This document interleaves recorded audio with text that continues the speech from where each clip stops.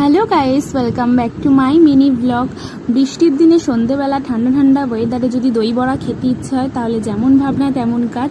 দুপুরবেলায় বিউলির ডালকে ভালো করে ভিজিয়ে রেখে দেওয়া হয়েছিল, আর সন্ধেবেলায় ডালটাকে ভালো করে বৌদি একদম ঘন ঘন ব্যাটার বানিয়েছে। হ্যাঁ, ডালটাকে এরমভাবেই ব্যাটার বানাতে হবে যাতে ডালের মধ্যে কোনো জল, একদম পাতলা পাতলা মানে জলের ভাগ বেশি না থাকে।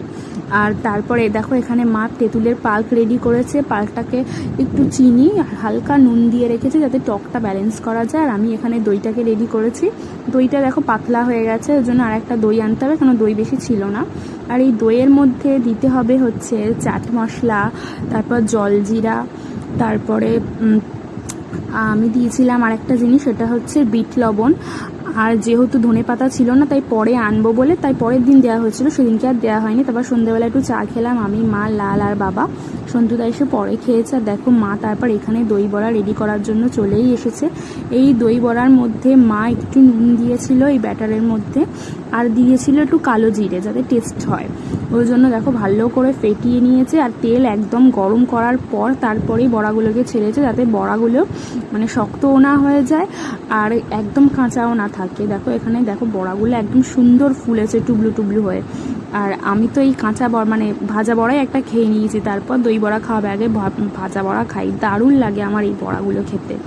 তো একটু টেস্ট করে দেখলাম নুন টুন সব ঠিক আছে কিনা, দেখলাম একদম পারফেক্ট। আর তারপর সন্তুদা দই আনলো, ওর মধ্যে একটু চাট মশলা, বিট লবণ, জলজিরা, চিনি দিতে হবে কারণ টকটাকে ব্যালেন্স করতে হবে, দিয়ে একদম পারফেক্টলি একটা দই বানিয়ে নিয়েছে। এই দইটা জাস্ট অসাধারণ লাগছিল খেতে।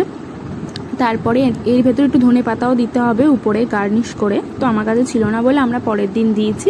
আর দেখো এখানে সব দই বড়াগুলো ভাজা একদম রেডি হয়ে গেছে। তারপর মা দই দিয়ে ভিজিয়ে রেখেছে খানিকক্ষণ, একদম মানে বেশিক্ষণ ভেজাবে না, 15-20 মিনিটেই দই একদম ঢুকে যাবে।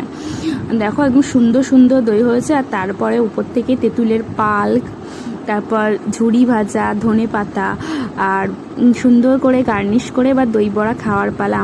আমি সবাইকে দিলাম, মা আমাকে দিল, আমি সবাইকে দিলাম, বাবা, লাল, বৌদি, সন্তুদা সবাইকে দিলে। আমি খাচ্ছি। সত্যি বলতে আমার দই বড়া খেতে খুব ভালো লাগে। দোকানের দই বড়া আমার একদম ভালো লাগে না, কিন্তু বাড়িতে যখন দই বড়া বানানো হয় তখন আমার খুব ভালো লাগে।